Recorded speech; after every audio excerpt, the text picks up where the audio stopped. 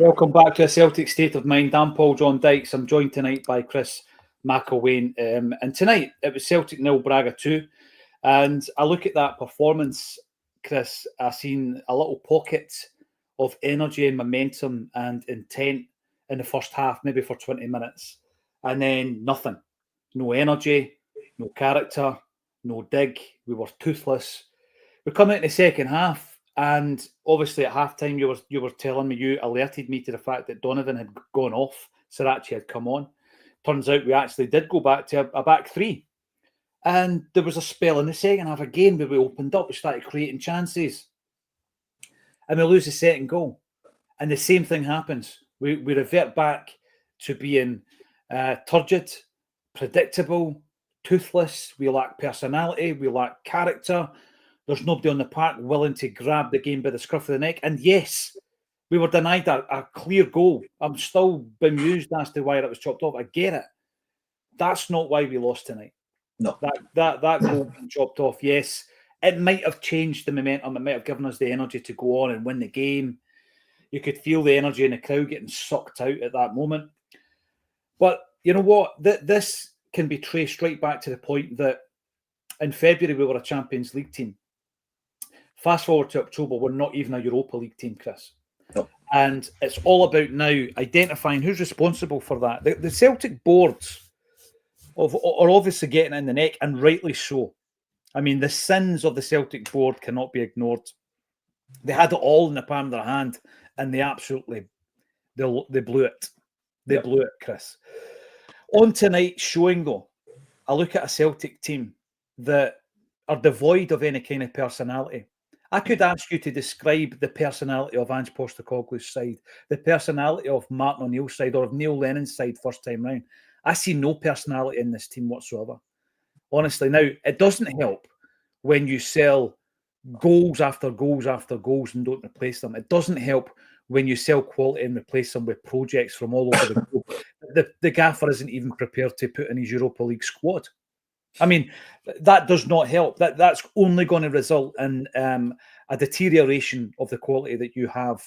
It looks almost deliberate. Don't know why anyone would strip that team back that we seen in February. The team whose picture that I have retained here so that we can bring it up, because that was February. We're going toe-to-toe with Bayern Munich. And what I seen tonight was miles and miles away from that performance.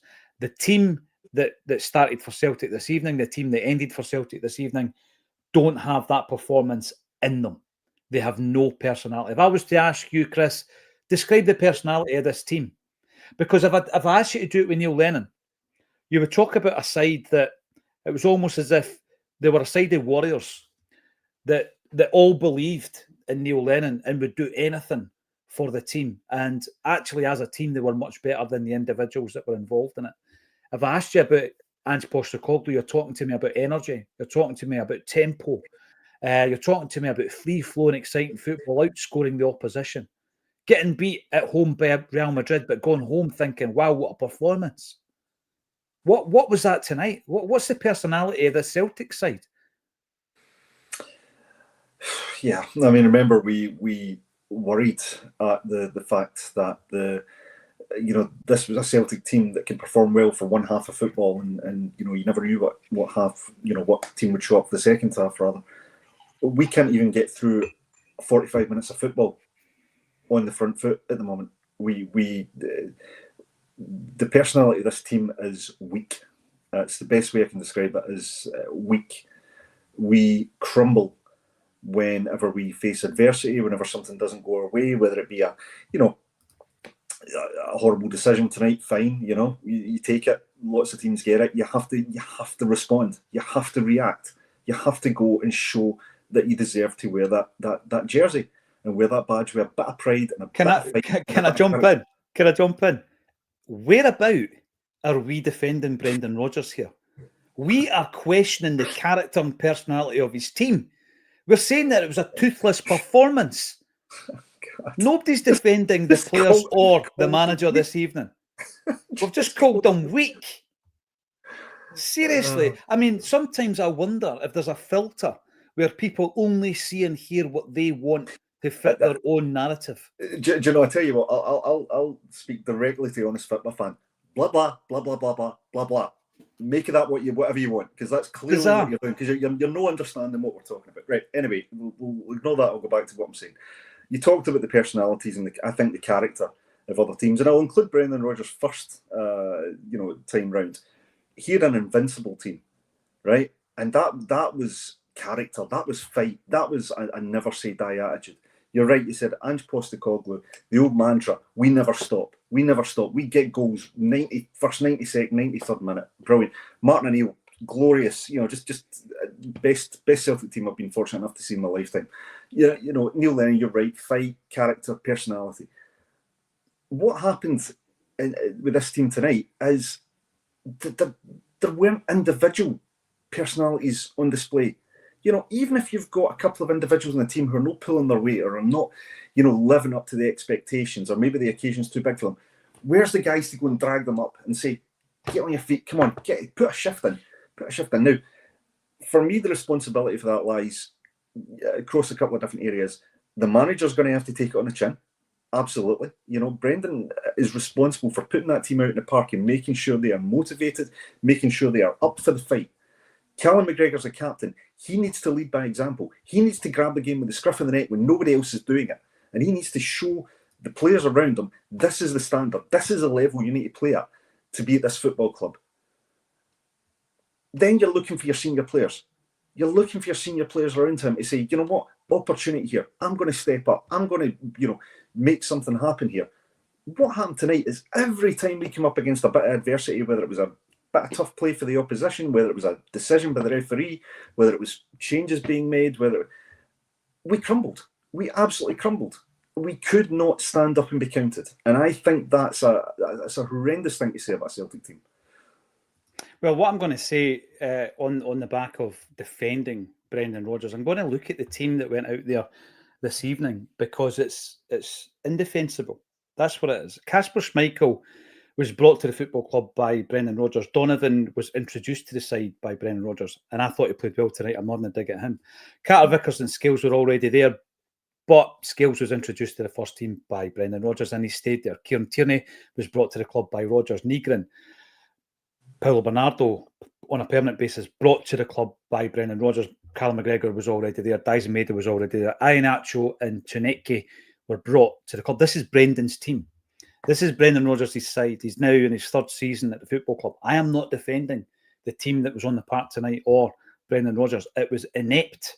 It failed for me to capture the momentum that we should have been able to take from the start to the second half. The change I felt in the shape was benefiting us, Chris. We get the goal, and then the heads go down because the goal was chopped off. That's personality. That is a lack of character. It's all about mentality here. In what world does Lagerbielke's performance at Celtic Park be described as colossal? No. That happened tonight. His performance was described by the commentary team as colossal. This is Gustav Lagerbielke, who couldn't get a game.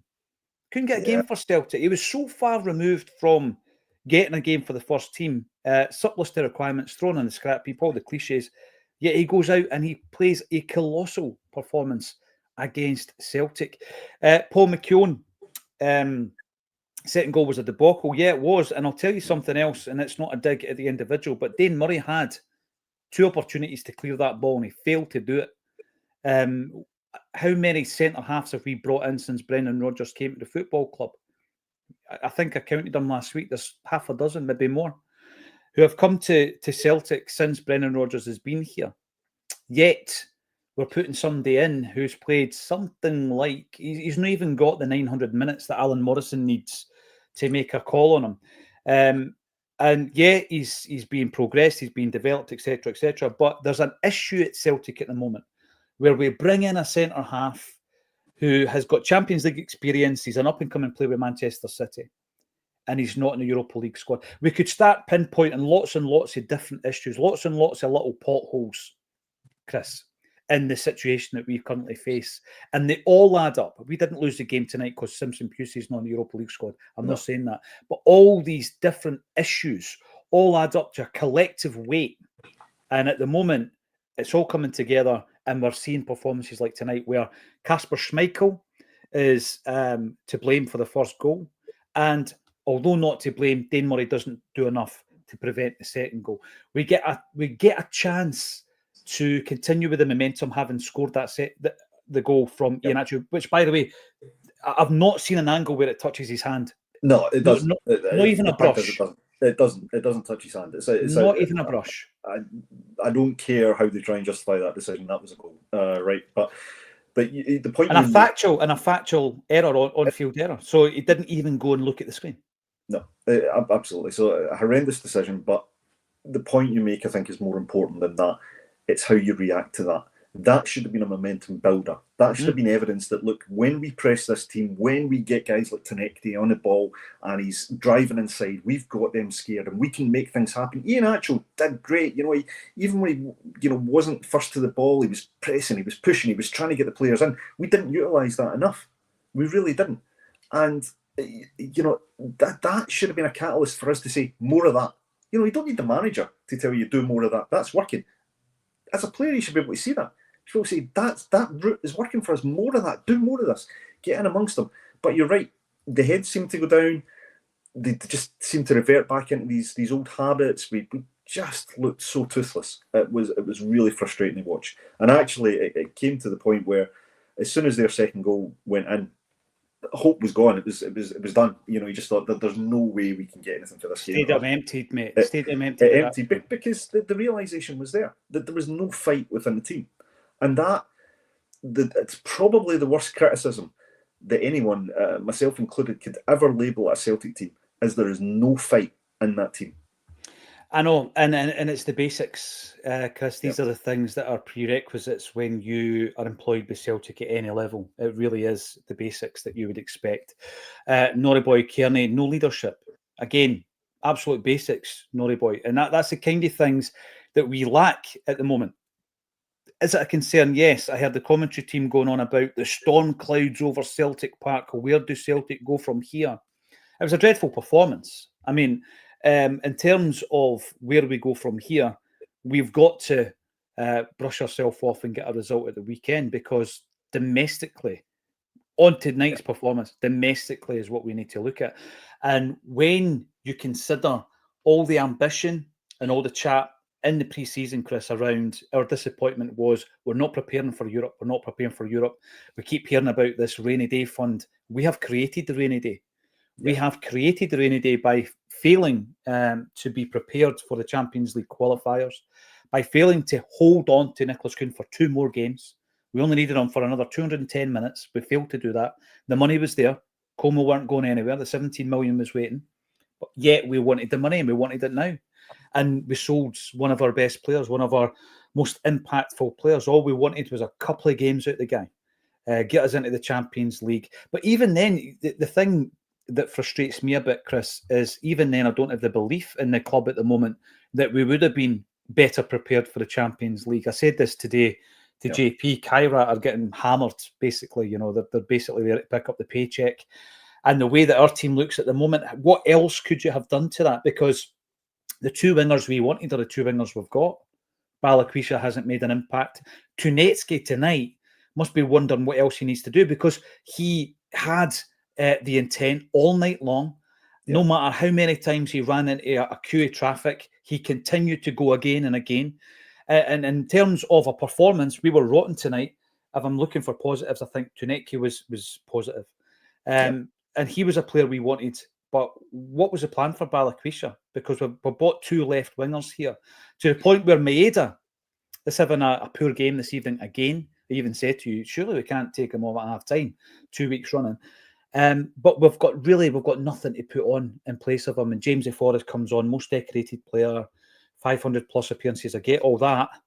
But really, is that where we are? 34 years of age, right winger. We don't have. We've spent £5 million on Balikwisha. We don't even have a position for him to play. Nigrin ran his race, and then you think to yourself, what do we do? Who can we bring on to make an impact?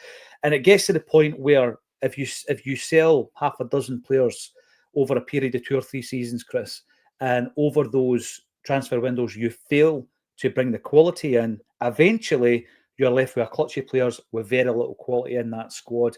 I felt we were at that stage when Ange came in, where we really needed a squad reset. And we needed to bring in 6, 7, 8 players, and every single one of them made an impact in the first team. And Ange was able to do that. At this moment in time, I don't think we've got the intent from the boardroom, and I don't think we have got the control, actually, of the manager. Ange seemed to have that level of control first couple of transfer windows anyway, where Peter Lawwell was out the building, Don Mackay was in, and we were doing deals. And we were doing deals whereby it was players the gaffer wanted. Now, nobody can convince me that the players we're buying are players that Brendan Rodgers wants. Otherwise, they would be in the squad, and they're not. We've got 4 guys that are not even in the Europa League squad. It's a shambles. Well, I'm just trying to picture in my head how the conversation went. Hi Brendan, we've just sold your number 1 choice right winger. We're going to potentially get Shotty, the other one, and James is getting on about. What do you need? Like a right winger, please. All right, here's 2 left wingers.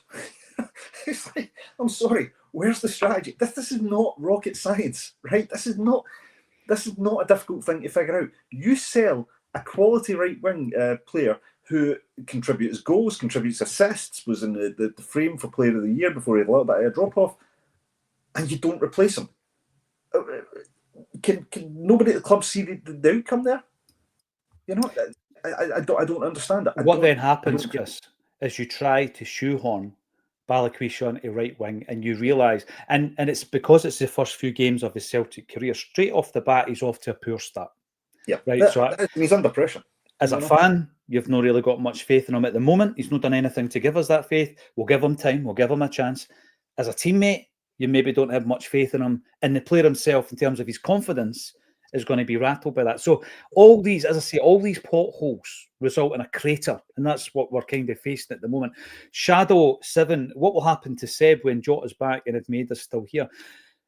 Well, I think Jota needs to play right wing because Maeda's checked out. I'm sorry. Love the guy. Unbelievable career up to the end of last season at Celtic. But it's been discussed openly by Brendan Rodgers that it's in his head now. And he says you've just got to concentrate and go out there and do it for your family, for your teammates and for the fans. On tonight, plenty of perspiration, not much inspiration from Daizen Maeda. And last season, it was all about inspiration. Henrik McLarsson, you're always welcome on the show. Why bring up a picture of Henrik Larsson on nights like tonight? Yeah, I'm pining for an element, just an ounce of that kind of quality. And panache and character and personality, all these things that are kind of cliched, but where are they? Does anyone know why the goals is disallowed? I don't. I still don't. I mean, no. Joe Hart was perplexed by it. It's the big thing for me, Chris, is it's an on-field factual error. And normally these things are obvious, but we're all scratching our heads. And it's not through green tinted specs here. I honestly cannot see a hand being used in the lead up to that goal. It wasn't even close. It wasn't. There wasn't an element of doubt involved. It didn't brush his arm. It didn't touch. It simply didn't touch. There was no contact. Mm-hmm. I mean, we've seen dubious handballs where it's to do with the arm position and it's to do with the proximity of the player. None of that came into play today. There is no justification for that decision. And look, it may have been a turning point, but as I said, the mentality of top players at a top football team is when you're faced with this sort of adversity, with these sort of decisions that don't go your way, it's all about how you respond. It's about the character you show to say, okay, we take that, not happy about it, but let's take that out of the equation. To paraphrase the old Jockstein phrase, you take those sort of incidents out of the equation by making them meaningless, and we don't look capable of doing that at the moment. I agree with you. I thought Tuneke was outstanding tonight in terms of his attitude, in terms of his energy. I don't think we brought him into the game enough. I don't think we recognised the first half. Yeah, he was the outlet, and we couldn't use it. And he was running on empty towards the end, and I don't really blame him because he was continually trying to make something happen. You can maybe accuse him of being a wee bit greedy at times, but I want my players, particularly my attacking players, my wingers, my striker, I want them to be a wee bit selfish. So I've not got a problem with that because there were no shots coming from anywhere else. Ian Acho, I think, has got the potential to be a really good signing for us, but he's still trying to get up to speed. But he again seems to be showing a good attitude. Sirachi looks like he could be a useful acquisition, but again, we've done poor business with him because he's on a loan without a loan to buy. I'm going to pick this point up that you're making. I think you're making a very good point here, right? Because what you've got there is you've got a partnership developing between Sirachi at left back and Tunetsky up the wing. You've got a partnership developing, Chris. That is the emphasis on developing. You've got a moment in the game where Iheanacho has the ball right on the penalty spot, and all he needs to do is just lay it off. You've got Tunetsky, he's in acres of space. The two defenders are with Iheanacho. But at the moment, they are developing relationships. Why is that? Because we didn't do our business. We had 7 pre-season games where you make all the mistakes. You don't make the mistakes in real time in the Europa League, but we're making them just now, Chris, because we didn't do the business early enough. Now, I don't think that Sirachi was on our radar, and I don't think Iheanacho was on our radar either, right? So, it's all conjecture, but get the players in early and see all the rough edges and moulding these relationships that we might see in and around the kind of November, December time. Get them in early and make sure that we're actually ready for the competitive action, Chris. I could see it tonight. You can see green shoots of a partnership between the left back and the left winger. You can see green shoots of a partnership between the centre forward and the left winger. But you know what? We've already started the competitive action, and we're 2 games into the Europa League. And our biggest game is come and gone. The Champions League entry. Yeah. So you're right. And this is a frustration. This is why I think it's such a big disconnect between whoever's responsible for bringing in players and the actual football requirement here. Because you can't tell me, and we can speculate about Brendan Rodgers' mindset, but I think any manager worth their salt, if you say to them, would you rather have players in as early as possible so you can work with them, so you know what they're capable of, so you can fit them into your system, they would say, yes, get them in early. They wouldn't say, no, you know what, I'm fine with what I've got, just bring them in. As long as I get them in, I don't mind. I don't believe for a second that Brendan Rodgers has that attitude or that view. He's too good of a manager. You can argue about elite and what have you, but he is a tenured, experienced professional manager. He must be tearing his hair out saying, why did I not get these guys in? The other point you made there, Iheanacho and Sirachi, 2 players who clearly were not on the radar. I'd be asking, why were they not on the radar, given what they're starting to show? Yeah. Why are they not on the radar? Why did we identify them at the very last minute? Why were they not quite close to the top of the list? Because at the moment, they look like they've got more potential and more promise in this team and in this system than half the guys around them. Right, so, okay. Again, there's a huge disconnect. I'm butting in because the 2 guys who were identified were Inamura and Shin Yamada. But we're playing Sirachi and Iheanacho. So you're right. So you're spot on, Chris. The 2 guys we didn't identify are the 2 guys who are showing us what we should be capable of identifying. And they're gettable. They're gettable because we've got them. So I think you make a great point. If I'm Brendan Rodgers after that game and I'm clutching at straws to try and find positives, Chris, what are the positives? Are there any from tonight? I think Tunecti looks a quality acquisition. I think still a bit raw, still not the finished article, but I think he's definitely a good player. And I think if you've got him and Jota in the same team, you've got a really good creative outlet. You've got a decent striker in Iheanacho.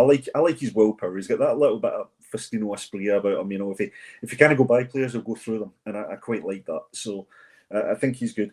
I think we have shown that we can identify decent players. Sirachi for me looks like the kind of player we hope Bernabe would become. He looks a good, intelligent, hard-working footballer. I would say those are 3 positives. I would also say that Colby Donovan continues to impress me. Don't know if everything he did today in the first half worked. Maybe taken off because Brendan was looking for more experience and maybe a little bit better decision making. But he's promising. His attitude and his ethic tonight, and just the way he approached the game, I thought was excellent. Particularly when you compare him with more senior professionals. Honestly, those are the only positives I think we can take tonight. The other one I'd mention, because I think it's important, is I know that there was a bit of an exodus, after the second goal, but those fans that got in there, and there was obviously problems getting to the stadium, they sat through horrendous weather and they stuck with the team for the most part, and they deserve to see a better display than what they saw tonight. And a difficult time. I remember being at the game when we had an early kick-off under Ange, and he was talking about people pulling sickies left, right, and centre and all that, and we filled at the stadium. And he came out afterwards and he said, "Look, we appreciate that you guys have put your lives on hold to be here tonight."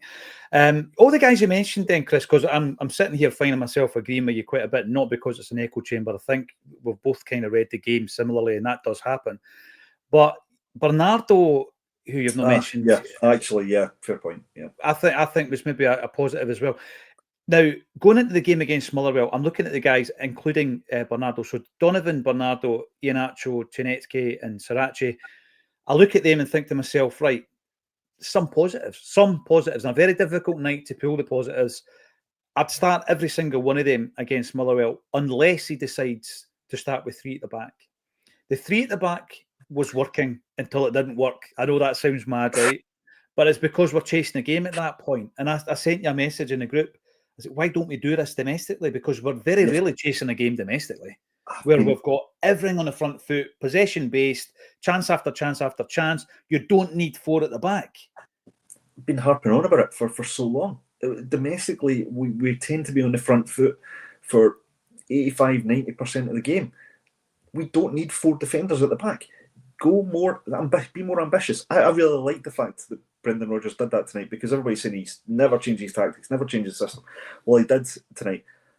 But I think we need to make it a proper plan B, or even a plan A, actually, at this stage. I would rather see it more often than not domestically. There will be games, certainly in Europe, we'll come up against opposition where we maybe need to play more conservatively. Fine, that'll happen, right? You play more disciplined, you have the kind of Atalanta type performance. But domestically, for goodness sakes, with the personnel we've got, play 2 up top. Give Iheanacho a foil. Maybe that's the way you get the best out of a player like Balagwisha. Maybe play him off of Iheanacho. You've got Tuneki there. You utilise the players that you have and find a system and a formula that really works.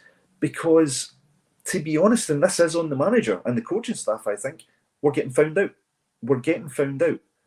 Right? As a team, we've kind of, and listen, I don't mean if I go, but we've become the Aidan McGeady as a team, right? Aidan McGeady, fabulous player, lot of trickery, but Aidan McGeady became a one-trick pony at one point in his Celtic career, where it would always be cut inside, hit the shot. And defenders just stopped, showing him inside. So, it nullified, and he had to adapt his game. Why can't we do the same as a collective team? Why can't the team and the manager and the coaching staff see, this isn't working, let's change it up, let's adapt? I don't get it. Going to bring in some of the comments, because obviously there are long-suffering Celtic supporters at home who are venting, and sometimes the post-match is the place to do just that. You may agree or disagree with us. That's what it's all about. I'm going to bring in Tom Crossing on the YouTube. Hearts might win the league. No, yeah, they might. They might. No, and I'll tell you why they might. Because last season Aberdeen got off to a great start and fell off the side of a cliff and should have shown some intent in January. So I'll tell you how they can win the league. I could tell you that there are opportunities sometimes in Scottish football that are very, very rarely grasped by the other teams, Chris. And the reason that they're not grasped is because they don't take that educated risk, that calculated risk, come January now, because obviously there is an opportunity to go again in the January. And that is why they might win the league. If they don't do that, then the stronger squad will see Celtic through. I take you back to the first season under Brendan, second time round. We did not have a great first half of the season. You'll remember? And I remember the game against Hearts, as it happens, at Celtic Park, where they beat us 2-0. And I seen no character. I seen a weak mentality. I've got a comment coming up that I need to bring up because he's typed it in caps lock, which means he's very angry.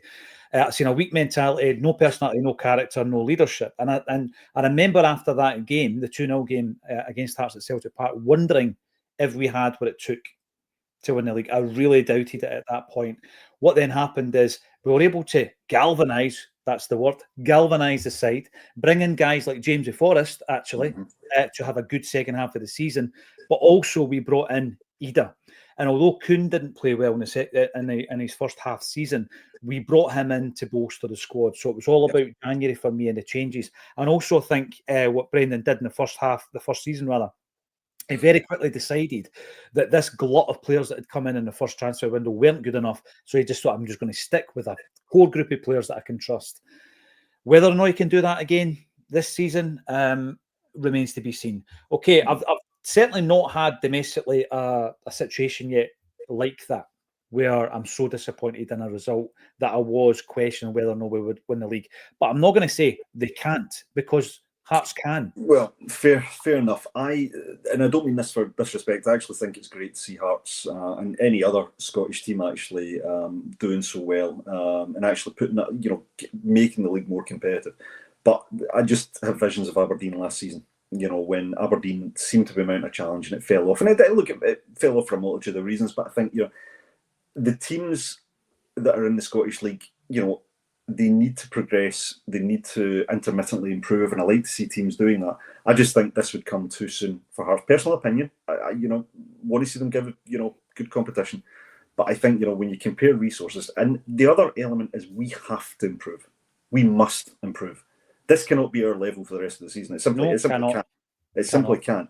So there will be a reaction of some kind, right? I don't know what the reaction will be, but there will be a reaction of some kind. Right, so I just want to clarify that. I'm not saying Hearts aren't capable. I'm not saying that they absolutely can. I just don't think at this point in time that they'll be able to do it. Well, I think what I'm saying is they are capable, but I don't think they will, because you need reactions now. Same thing, yeah. If you bring in Jota and Alistair Johnston, right, straight off the bat, there's two players who are going to improve your team. Hugely right? Strong, yeah. But not just the ability of your team. The character, the personality, the leadership, all the stuff that I was talking about. But I'm really keen to bring this up because it's in caps lock. Crash Awesome is in the building. Which players are weak? Stop being cowards. Now, you're calling us cowards for not calling out those who are weak. What I mean by weak, right, is we're in a situation now where Cameron Carter-Vickers is now in his 4th campaign at Celtic. Yeah. Let me get that right. Is it his 4th? Yeah, it's his 4th campaign. It's his 4th campaign. Maybe his 5th because he had two under Ange, and then you're right. Third, so it's 5 because his first season was on loan. Yeah. Right. So for a player who is that well integrated into your system and into your football club, and what I mean by that is the expectations, the standards, etc. I want to see him absolutely commanding that defence. I want to see him last week and this week being able to score the headers that were kind of laid on from the corner kicks. He should have scored one last week. He should have scored one tonight. That's weak. But, it's like Cameron Carter-Vickers should be absolutely dominating the defence, right? He should be dominating teams like Braga, and he didn't, right? We were dominated by a team with Lagerbielke in it who was being called a colossal force by the end of the game. I want Carter-Vickers to be a colossal force. Crash Awesome. That's weak. Kieran Tierney comes into Celtic from Arsenal. He spent, 4 or 5 years down south, right? He spent time in Spain. He's got bags and bags of experience. He knows the standards. He knows the levels, the expectations of this football club and its fans. Have we seen it? Have we seen it in his performances? No, we've not. I never saw marauding runs down the left wing by Kieran Tierney. I've seen more from Sarachi tonight. That's weak. You move into the midfield. Callum McGregor. Captain Callum McGregor, who's won all these trophies and played all these games. There was a period in the second half where there was a freedom, I think, that he managed to get from the change in formation and the change of shape. But I want to see him in the first half sorting out these problems and putting out these fires. Yeah. And putting down a marker and showing intent. That's weak. How many European games has he played? He must be in the top bracket of performances in Europe. I think Scott Brown, strangely enough, is probably the guy that's played more games in Europe than anyone else, because back in Billy McNeil's days and the Lisbon Lions days, you would play 9 games if you got to the final. So in terms of the amount of games you play, Brown's up there. I think he might have the most. Callum's up there as well. We've been through this a million times. Callum McGregor needs to be stronger. He needs to be stronger tonight. Dyson Maeda. So I can go through the entire team. Kasper Schmeichel needs to be stronger. So that's the weaknesses that I'm talking about, right? That's the weaknesses I'm talking about. So you can take it from Kasper Schmeichel. There's a spine of a team there. I want to see it from him, Carter-Vickers, Kieran Tierney, Callum McGregor, Dyson Maeda. I want to see it from them all. And I'm not seeing enough. It's not strong enough for me, Chris. That's where I'm coming from when I'm talking about weaknesses. I think you're 100% right, and I think that's what I mean. One way to describe the performance tonight at times was spineless, and I don't mean that in a cowardly sense. I mean in terms of the absence of a spine, because the spine of the team just did not perform for me. They were not strong enough, and they should be, because they're a core group of players who are experienced, who are tenured, and they know the expectations and the standards you need to set at this club, and they don't. They didn't do it. And look, I rate Callum McGregor as a player, as a professional, as a captain, but this season he looks diminished, and that's a horrible thing to say about another human being, and a professional footballer. But he looks diminished, and I don't know why that is. I don't know if things are getting to him. If it is fitness, maybe the amount of games that he's played. I think there needs to be a decision to take Callum McGregor out of this team for his own good. For a period, and try and manage him correctly, use him correctly. But we also have to think of a succession. We need a succession plan for Callum McGregor, and to do that, to lead a succession plan in, you need to take the player out on occasion. I would not have taken Bernardo off today. Now you could talk about fitness and the fact he's just coming back, right? You can make a case for that. But if you were talking about, for me, who was more influential in the park, I thought Bernardo was more influential than Callum McGregor tonight. And it frustrates me when I see other players being taken off in place. The captaincy is not a shield. In fact, the captaincy should be the absence of a shield. When you're the captain, you're the most exposed player out there. You're the one that has to be seen more than anyone else, and to be influencing more than anyone else. You can't hide behind the captaincy. You have to be out front. And that's a frustration for me. And again, I mean this with the greatest respect to Callum McGregor, the person, his career, but it's not working at the moment. That's pretty deep-rooted, that issue as well, isn't it? When it's your captain that you start to question, Chris. Barca boy, delighted for Lagerbielk. We treated the boy abysmally, but are we repeating history, Barca boy? Are we treating Shin Yamada and Niamura abysmally? Are we treating Jai Simpson-Pusey abysmally? I would suggest, yeah, we are. So, I don't know what goes on in the background in relation to this, but it looks as though Brendan's had a look at least two of the guys I've just mentioned there and thought you're not up to scratch. That goes deeper. It goes into why we bring in these players to the football club. That goes to recruitment. That then falls on the table of the board. So there are, as I say, lots and lots of potholes here. Mickey Boy, 80, this team's personality is the hesitant driver at a roundabout. Has a chance to go forward, but keeps circling back, frustrating everyone watching. Yeah. Yeah, absolutely. We've also got Stu Boy. Let's talk about our system, about players that have ran their course and the lack of positive decision making. Back in the day where, managers and ideas and all this kind of stuff could go on for a long time, and you could have managers for years and years. You just have to look right even back to the 1980s where we could keep managers for a spell. Maybe that is shortened in time. Maybe the modern day suggests that you've only got a 2 or a 3 year lifespan. If you do really, really well, that choice is taken away from the club, because normally you're prized away with a club who can give you more money, etc. But there does seem to be a staleness, and I think the only way, Chris, that you're able to combat that staleness is with good recruitment, bringing in a fresh perspective through more energy and more players. And this is when we're talking about the positives. Tuneski is an exciting player. He does have that intent. Or give me the ball and I'll try and make something happen. Iheanacho seems to be a player who's got a hunger, maybe to prove his doubters wrong. He's had a few years in the wilderness, if you like. He's played his best football of his career under Celtic's current manager when they were both at Leicester City. I look at Sirachi. There's no long-term kind of thoughts that we're going to keep this guy like the previous two left-backs that we brought in, Alex Bailly and Jeffrey Schlupp. But again, it's positive. It's bringing a positive energy to the side. But you need to make sure that every single transfer window you go through, you can. Jim Orr believes you've got to improve net by 2. Have we done that? I've already brought up the lineup. I'm not going to bring it up again. That played against Bayern Munich. Have we improved that side by 2 net? And the answer is no. I think everybody would agree with that. A tale of 2 goalkeepers. Cathal Quinn. Yeah, there was an outstanding save. Let's not forget. There was also a save from. So there was one from Tanetke. There was one from Kieran Tierney at the back post.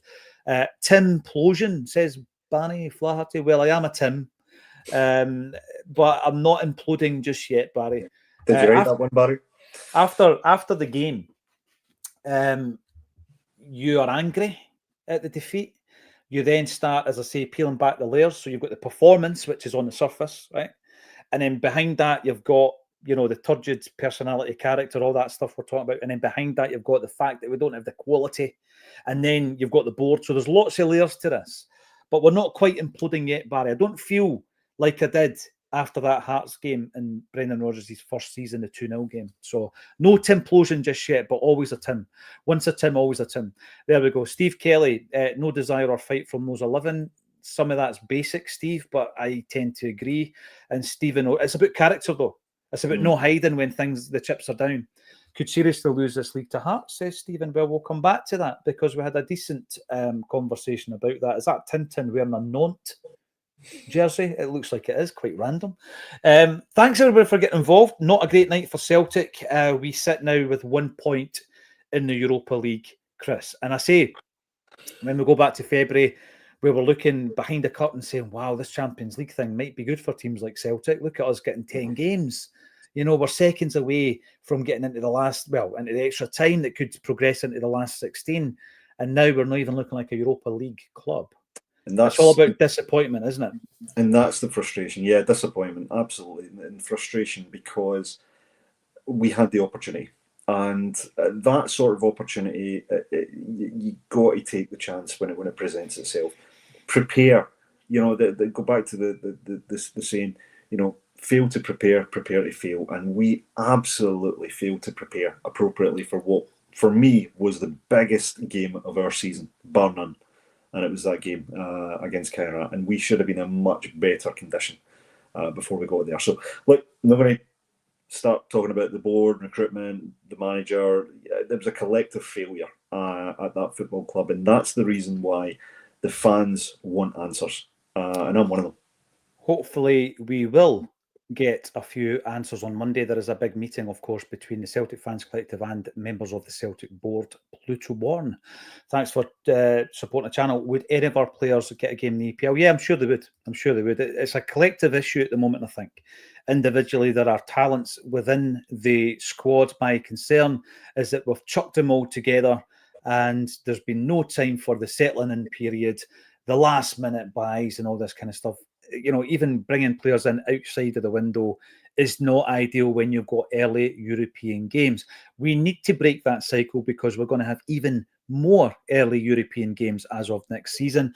That's not going to change for a while, so we need to change our approach, particularly to recruitment. We're going to have 4 specials coming up on This Is Acsom, which is our Friday night show, after this week, which is a Saving Ourselves episode 3, which involves Terry Cassidy from 1991, talking about keeping our best players, communicating with fans, and building a better stadium. Incredible, isn't it? Sounds familiar, yeah. All these years later, and we're still talking about the same things. Right, okay. But following that, we're going to have 4 specials. We are going to be looking at the state of the stadium. We're going to be looking at the state of the board, also the state of recruitment, and the state of our academy. We used to build our football club on homegrown talent. Where is it? So thanks everybody for getting involved. It's always great. I'm glad that Chris wasn't out on his own tonight, although you do very, very well, mate. It's actually good. It's good fun sometimes. It's quite therapeutic. It's good. And, working through the questions. Yeah, I do have to say thanks for the folks for sticking with me, because I know I can drone on a bit. I mean, you're the only one on. You've got no choice but to drone on, right? But I've got to be honest. I do enjoy it. You get good banter, good crack, and by and large, everyone on there's good people. So yeah, of course we are. I mean, listen, there's over 3,200 right now as I'm about to close this stream, right, which is a sensational amount of people to come on. But the vast majority of them are Celtic fans who are very unhappy and angry at the way things are going. You just need to listen to the end of the first half and the end of the game and the reception from those who were still in the stadium at that point. And you just got to look at that and say, well, you know what, that is across the board. It's not one or two. It's not a pocket of people that can be called entitled fans or spoiled fans. We're beyond all that now, Chris. I think what's happened to the collective is it's highlighted that these are deeper issues. And a lot of people, tens of thousands of fans were represented on that open letter, for example. A lot of people are now talking the same kind of language when it comes to where our club is at the moment, where it could be, and where it's actually going. And it's about trying to bring all that together before it's too late, before you get into a cycle of this lack of quality that we've got just now. That's why we're talking about green shoots of improvement, because it gets to the point if you don't bring any quality in, then you do find that you don't win a League One season. It's unthinkable, but it happens. Thanks everybody for getting involved. Thank you to Chris McElwain for joining me once again on A Celtic State of Mind.